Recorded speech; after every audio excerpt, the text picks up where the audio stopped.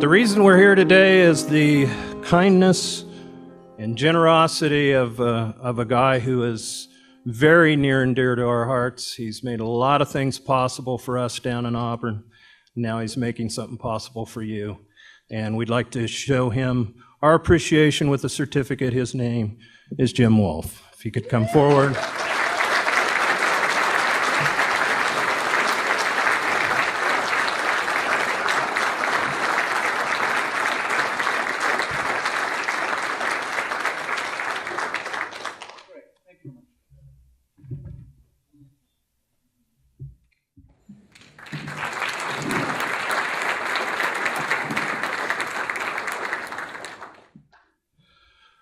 Now, it occurs to me when we have a gathering like this that most everybody knows all about the Mises Institute. But then, occasionally I'm told that someone was drug here against their will. And I noticed there was a lot of families when we were going through the name tags this morning, putting them in order. So that's possible today. So just a little bit about the Mises Institute. It was founded August 24th, 1982. That means we just celebrated 27 years. And it's all due to the efforts of Lew Rockwell. Started the Institute with his typewriter and his checkbook. And it's come a long way since then.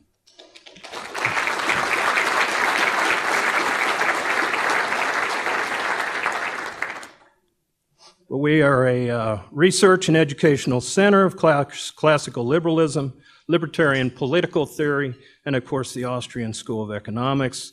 We are the world's leader in providing these educational materials and conferences and media, and it's now blossomed into a worldwide movement. Students, professors, professionals, people, all walks of life, and now you are part of that movement starting today. So it's time for our first speaker, who received his PhD in economics from the University of California, Berkeley. That's a little deceiving. So yeah, dig yourself out of that hole. There's a BA from the University of North Carolina in Chapel Hill. He's the editor of 2 books, and he is currently associate professor in the Division of Applied Social Sciences at the University of Missouri. Now, he has a forthcoming book coming out that the Mises Institute is going to publish. We don't have a title for it yet, but, so but anybody has a pithy title they want to suggest, go ahead during the course of the day. But his specialty is entrepreneurship and business organizations. But today he's speaking on Keynesian economics, the beast that won't die. Please help me welcome Dr. Peter Klein.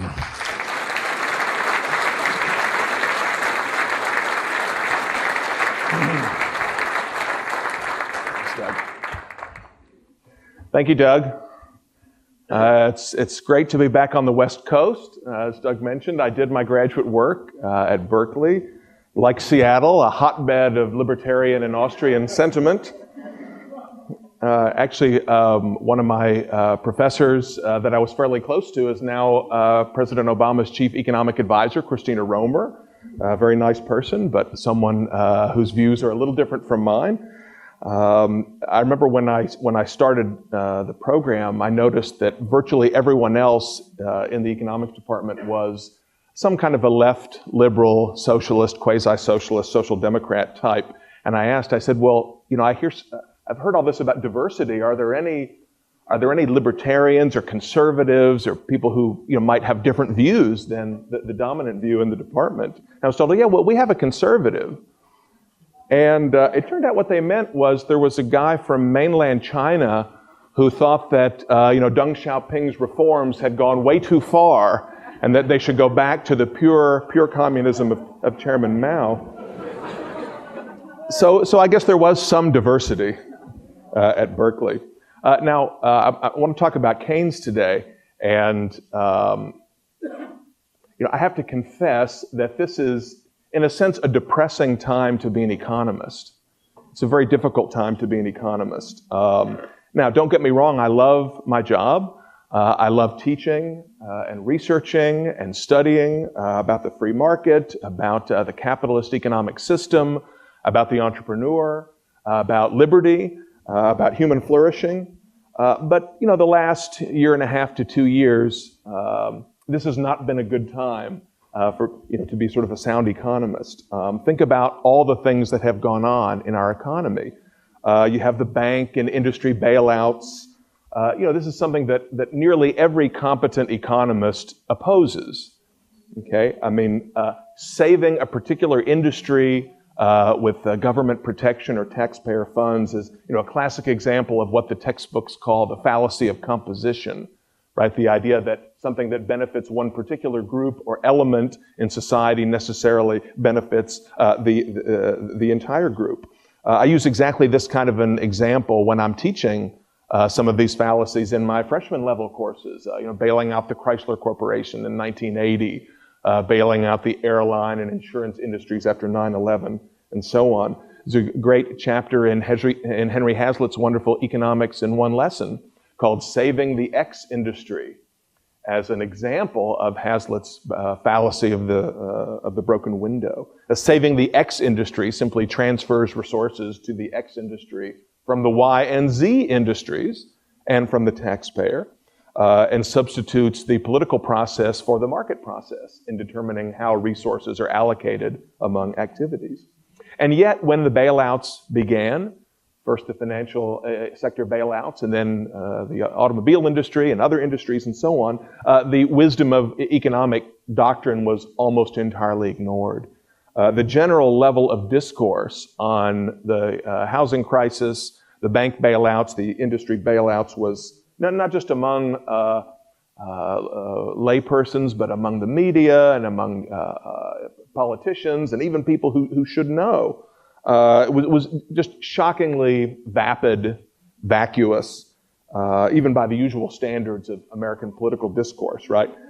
Listening to government officials and pundits and experts and so on talk about the financial crisis, sort of like listening to my son's second grade class discussing the nuances of postmodern French literature. Well, it's obvious the housing crisis was caused by deregulation, too much deregulation. The free market has failed yet again. Thank goodness we have the government to step in and take care of things. Then you had the bailouts of individual borrowers, right, through the Obama administration's abominable housing plan. Think about it. We're in a major recession triggered by a collapse in the housing market, itself the result not only of monetary policy, but also of specific government actions, often through Fannie Mae and Freddie Mac, to make sure that the wrong loans got to the wrong people so they could buy the wrong houses. Okay?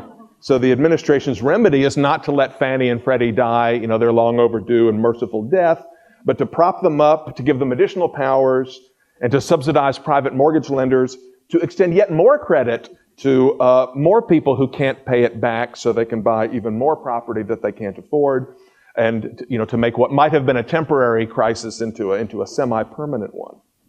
So this was depressing as well. Now, most depressing of all is the subject of my talk this morning, the resurrection of John Maynard Keynes and Keynesian economics, particularly in the form of the Obama administration's $800 billion plus stimulus package, the so-called stimulus package.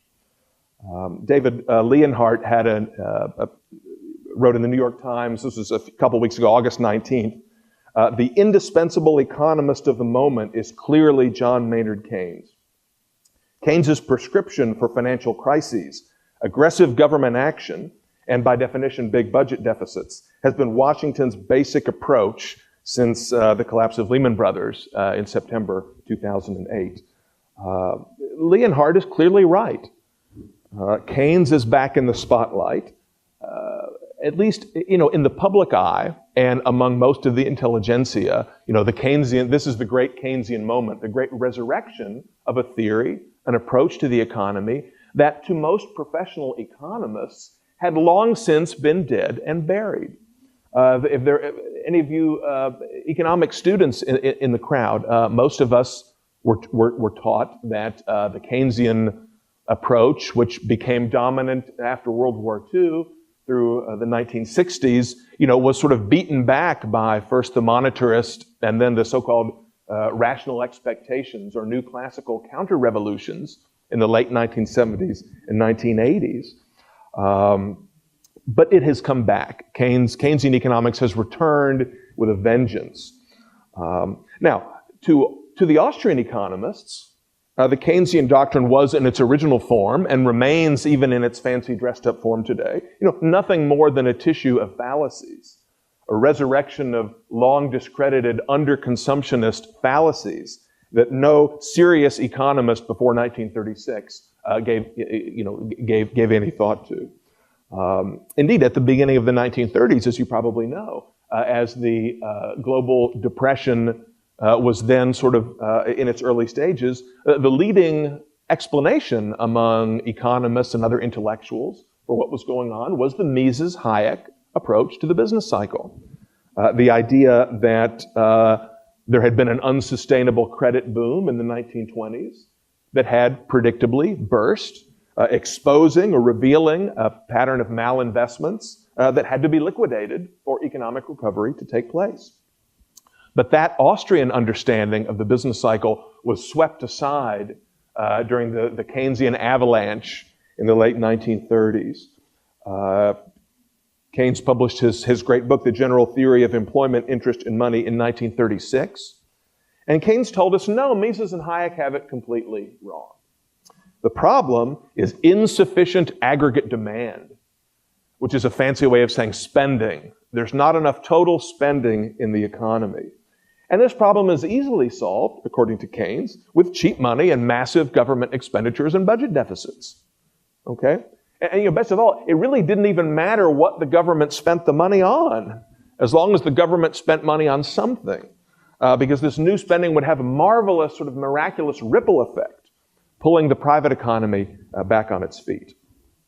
As you can imagine, politicians loved it. Keynes's younger disciples mathematized it, and mainstream macroeconomics was born. Now, the Keynesian approach became dominant, especially when it was sort of popularized in the leading textbooks, Paul Samuelson's textbook, for example. The sort of Keynesian idea that the economy was a giant machine that could be fine-tuned by pulling appropriate policy levers with great precision by sort of enlightened bureaucrats and politicians and so on. Always in the interest, of course, of ensuring full employment and sustained economic growth and stable markets and so on. That idea was so deeply ingrained among most of the profession that sort of in the late in 1959, a New Zealand engineer named Bill Phillips built an actual machine with tubes and pipes and levers and pulleys, mainly operated by water, to sort of simulate the economy and predict and forecast the economy. It's what people sometimes refer to hydraulic Keynesianism. I mean, literally, the idea that you could build a hydraulic machine that would replicate the economy and would give the experts all the tools they needed to engage in their fine-tuning. Now, things, as I mentioned, did get better in the 70s and 80s. Hayek, of course, won the Nobel Prize in Economics in 1974, and people began to inquire more seriously about the older Mises and Hayek approach, the pre-Keynesian Mises and Hayek approach to the cycle. And there were these other movements within mainstream economics that sort of shunted Keynes aside, and they were improvements over traditional Keynesianism, I think.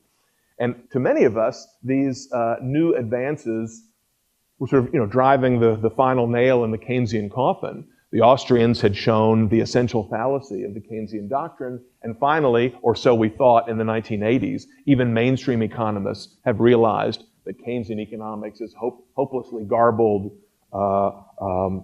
It's sort of an incoherent mess without any logical consistency. Doesn't have any application to the economy of the real world. Now, like one of those movie vampires or zombies that keeps coming back, you stab it, you kill it, and the hero or heroine turns around, and then you see in the background the zombie rises up again, with its weapon in hand. This monster has come back to life. Is economy in the doldrums? No problem. All it needs is stimulus. It needs some stimulus. Turn on the printing presses. Flood the bond markets with T-bills. Spend, spend, spend. The free market won't do it, of course. It won't spend enough because, as Keynes told us, private investors are plagued by animal spirits. They're motivated by irrationality. Only the enlightened politicians and bureaucrats can make rational spending decisions. Now, if you're worried that this extra spending and money creation might lead to some problems down the road, some inflation perhaps, no problem. Listen to San Francisco Fed President Janet Yellen, another Berkeley economist, by the way, who recently said, quote, "I'll be the first to say that it is always difficult to get monetary policy just right." It's a nice concession. But the Fed's analytical prowess is top-notch, and our forecasting record is second to none. Some of you have probably seen that little YouTube clip with all the different Bernanke remarks, up through the beginning of the housing crisis about how healthy the housing market was and how there was no danger of any kind of economic problems associated with the housing market. Janet Yellen continues, "With respect to our toolkit," that's the levers and so on, right? "We certainly have the means to unwind the stimulus when the time is right." Okay? Don't worry about these things. We put the money in. We'll take it out when the time is right. We have everything under control. Robert Blumen wrote an entry on the Mises blog where he quoted this. He titled his blog entry, "We are awesome." Okay? That's the view of most government policymakers when it comes to the economy. We are awesome. Okay.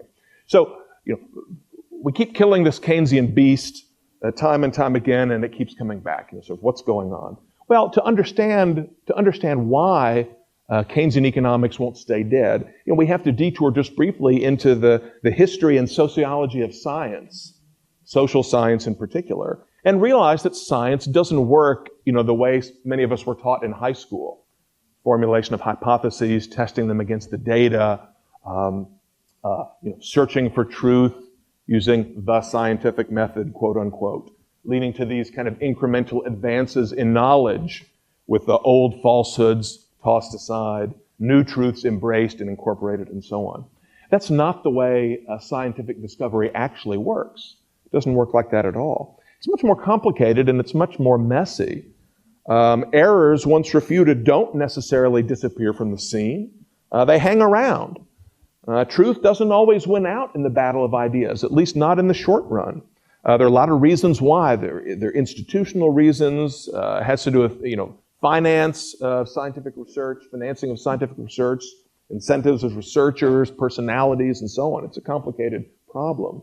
But we should always be on guard against what Murray Rothbard, in his History of Economic Thought project, called the Whig theory of intellectual history. Wrote Rothbard, on analogy with the Whig theory of history, coined in mid-19th century England, which maintained that things are always getting and therefore just get better and better. The Whig historian of science, seemingly on firmer grounds than the regular Whig historian, implicitly or explicitly asserts that later is always better in any particular scientific discipline. The Whig historian really maintains that for any period of historical time, whatever was right, or at least better than whatever was earlier. The result is an infuriating Panglossian optimism. In this view, according to Rothbard, there can be no such thing as gross systematic error that deeply flawed or even invalidated an entire school of economic thought, much less sent the world of economics permanently astray. But yet that is in fact what we find. That the Austrian school, for example, which thrived from the 1870s until about the 1920s, faded from the scene and was replaced by something much, much worse, the Keynesian approach to the macroeconomy, so-called macroeconomy, and then later the sort of contemporary neoclassical approach to microeconomics.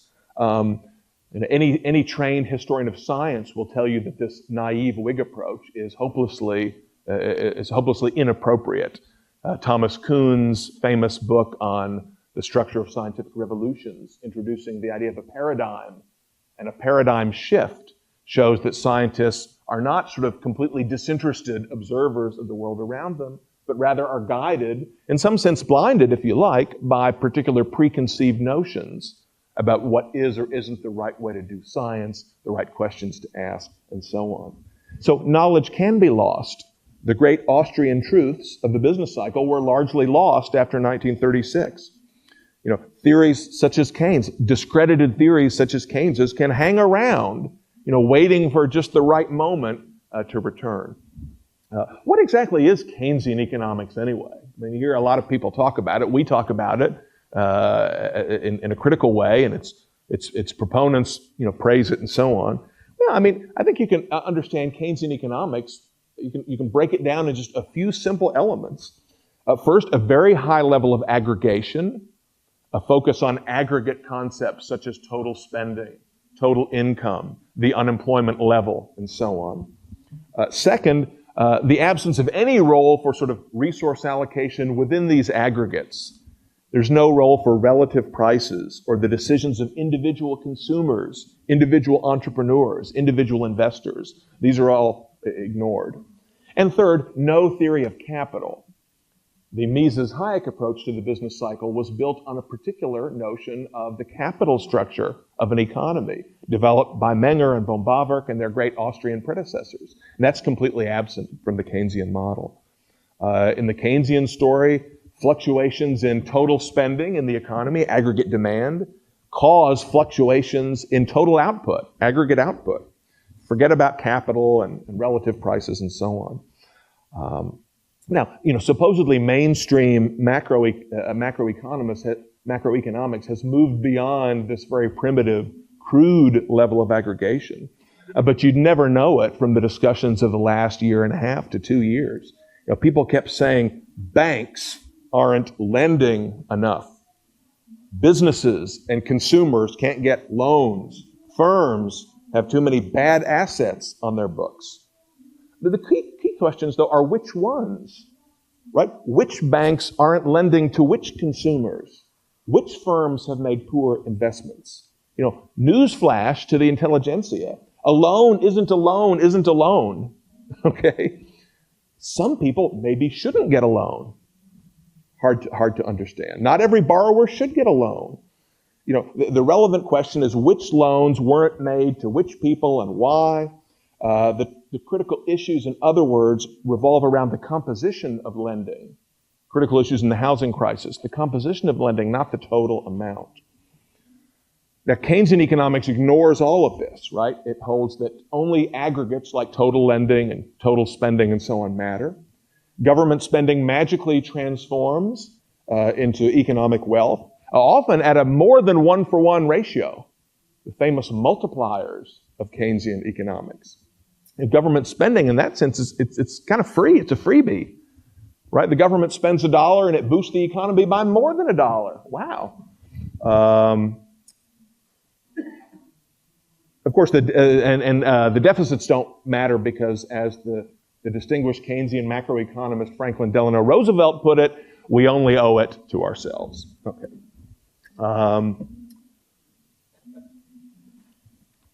What's the Keynesian critique of all? What's the Austrian critique of all this? The Austrian critique of Keynes. Well, the Austrian approach begins with the idea that resources are heterogeneous, that investments are not the same, that businesses are not the same, that consumers are not the same, that there's a great amount of variety or heterogeneity within an economy. And the critical question is to get resources allocated in the right patterns, to get financial resources and other resources to the right entrepreneurs, to get entrepreneurs serving the particular consumers who desire those entrepreneurs' products, and so on. Now, the sort of sophomoric or even childish Keynesianism of people like Paul Krugman and Bradford DeLong and so on, or like Ben Bernanke, Timothy Geithner, etc., doesn't understand any of this, but only understands aggregate concepts like national output, total employment, the price level. Okay, when was the last time the price level affected, your behavior when you went out to go shop in the marketplace. No, you're concerned about the prices of the things that you buy, not some mythical statistical aggregate. When government policy generates an artificial boom in a particular market, such as housing, it draws resources away from other parts of the economy. And if those investments are caused by some artificial government stimulus, monetary policy, housing policy, and so on, the key to recovery is to let those resources flow out of that market and back to the other sectors or segments of the economy where it belongs. It's quite simple in terms of the housing market. House prices should be falling. Okay, it's good that home prices are falling. Interest rates should be rising. Savings rates should be going up. Debt levels should be going down. The current administration's policies, like that of its predecessor administration, are designed to do exactly the opposite. To keep the housing market from shrinking, to keep any prices from falling, to keep any firms from failing, to keep any consumers from reducing their consumption. Okay? A child thinks only about what he sees right in front of him. Okay? He can't see the things that don't exist because of his actions. He doesn't see the things outside his immediate range of vision that are harmed by his decisions. And that's the way many Keynesian commentators think. That's the mentality that they have. One good example is the so-called shovel-ready criterion for the allocation of stimulus spending. There's an interesting piece from an engineering professor at the University of Minnesota named David Levinson. He pointed out, he said, well, in the 1930s, when you were literally building with shovels, and maybe this kind of a thing made some sense, this professor says that was largely unskilled labor. Today it's blue-collar labor, but not unskilled. The guy brushing the asphalt back and forth is unskilled, but the guy operating the steamroller isn't. And there's an assumption out there that construction workers are interchangeable between residential and highway projects. But a carpenter isn't a whole lot of help in building a road. Okay? Modern Keynesian economics, which retains its master's belief in homogeneous labor and capital, and is focused on macroeconomic aggregates, treats a worker as a worker as a worker. Okay? Lending and spending, that's all that matters. Doesn't matter what is being lent to whom, doesn't matter what is being spent on what. You simply need to lend and spend, and that brings so-called idle resources into use. As Hayek famously put it, John Stuart Mill's profound insight that demand for commodities is not demand for labor. That's Hayek's way of saying, quoting Mill, that the total spending in the economy by consumers does not necessarily translate into a particular pattern of employment in resource markets, because consumer preferences are transmitted only indirectly and in a complicated way to particular labor markets. So boosting spending in total may not reduce unemployment in any particular industries. This insight, demand for commodities is not demand for labor, according to Hayek, which was said in 1878 by Leslie Stephen as the one doctrine whose complete apprehension is perhaps the best test of a sound economist, remained for Keynes an incomprehensible absurdity. Okay, so this criterion, this level of understanding that according to Hayek is the sound test, is the one test of any competent economist, remained for Keynes an incomprehensible absurdity. Keynes just didn't get it. Okay? Why can't we kill this beast? Why can't we kill it? If it's wrong, if it's easily refuted, why does it keep coming back again and again? One insight comes from a 2008 book by John Wood called The History of Macroeconomic Policy in the United States. Wood notes that in the U.S., fiscal and monetary policy has been more or less the same over a long period, regardless of what academic economists are saying about monetary and fiscal policy. Policy, in other words, is largely uninfluenced by theory. In fact, Wood suggests the direction of influence between theory and practice is largely from practice to theory. In other words, scholars are coming up with theories to justify the policies that already exist. And of course, that's the classic explanation for the spread of the Keynesian doctrine in the 1930s, that rather than proposing some sort of new theory of macroeconomic policy, it simply provided intellectual cover rationalization, or justification for the massive deficit spending and easy money policies that were already in place. Okay? The University of Chicago economist Luigi Zingales put it nicely in a recent article. He said, Keynesianism has conquered the hearts and minds of politicians and ordinary people alike because it provides a theoretical justification for irresponsible behavior. Medical science has established that 1 or 2 glasses of wine per day are good for your long-term health, but no doctor would recommend a recovering alcoholic to follow this prescription. Unfortunately, Keynesian economists do exactly this. They tell politicians who are addicted to spending our money that government expenditures are good.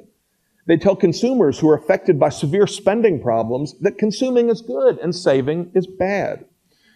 He says, in medicine, such behavior would get you expelled from the medical profession. In economics, it gets you a job in Washington. By the way, the sort of Keynesian delusion doesn't just affect policymakers. It affects professional economists as well. And, I've long suspected, I can't prove this, so caveat for those of you who are watching on the internet, this is just a conjecture on my part.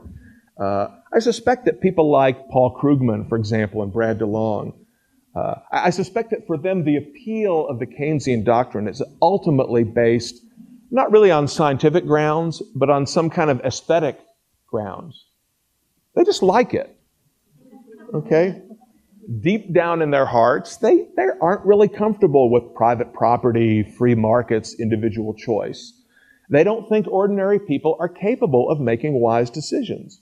They think that they and people like them, the elites, should be in charge, should be running the system. They resent the fact that most people don't want their lives controlled by Berkeley intellectuals or Seattle intellectuals, right? They resent the fact that all these technical arguments about the effectiveness of monetary and fiscal policy, the relationship between aggregate demand and output, and what really went on in the 1920s and 1930s and so on. I think to a lot of Keynesian economists, these discussions are really beside the point. It doesn't really matter. I think for people like Krugman and DeLong, the belief that markets are naturally unstable in the absence of government planning is an article of faith. It's a deeply held personal belief that no amount of argument or evidence or statistical analysis will resolve, will challenge. I should mention, by the way, some of my free market and Austrian colleagues think that the Austrian approach hasn't won out in the marketplace of ideas because our arguments aren't good enough, because we aren't persuasive enough. Our historical and empirical work isn't sophisticated enough, and so on. But I strongly reject this view. Not that, of course, our arguments can't be better, not that our work can't be more sophisticated, that our evidence can't be stronger. Of course, we can always do better in making our arguments and doing our analysis. But the truth is, in an interventionist economy, there will always be a strong demand for interventionist economists, interventionist theories, rationalizations of interventionist policies, and so on, because they provide intellectual and moral cover for interventionism. It's as simple as that. Government officials and their supporters want to increase the size and power of the state. The enabling class of what you might call court intellectuals wants its piece of the action too. To groups like this, so the allure of the Keynesian elixir, if you like, is just overwhelmingly strong. No amount of theory or evidence will persuade them otherwise. Now, of course, I'm generalizing. There are always exceptions. I'm not claiming that every economist or policymaker who subscribes to Keynesian economics is sort of corrupt in this fashion. But I think there is a lot of truth in this. Now, one silver lining in sort of the late unpleasantness is that there has been a rebirth of interest in the Austrian critique of Keynes. Even mainstream journalists, some mainstream economists, even government economists at places like the IMF, the World Bank, the European Commission, are going back and rereading Mises and Hayek and saying, well, since Keynes is sort of now the dominant explanation for things, maybe we ought to go back and look at some of the alternatives to Keynes. What were some of the critiques of Keynes? Did Keynes really answer them? Did Keynesian economics really address these critiques? And people are realizing that the Keynesians didn't. Okay, so there's some resurgence of interest in the Austrian tradition, which of course is a wonderful thing. Among the educated layperson, books like Tom Wood's Meltdown, and of course Ron Paul's books, the Ron Paul movement, Ron Paul's book on the Fed, and so on. The phenomenal success of these publications is a testament to how intriguing the Austrian critique of the Keynesian model really is. Can we kill this beast once and for all? Is there a silver bullet or a dagger through the heart that will finally bring it into the grave? I don't know. But we have to try. We have to keep fighting it. We have to try to kill the beast, even if we don't succeed. Remember the words of Virgil that were adopted by Mises as his personal motto: do not give in to evil, but proceed ever more boldly against it. Well, now is the time for that kind of boldness. Thank you.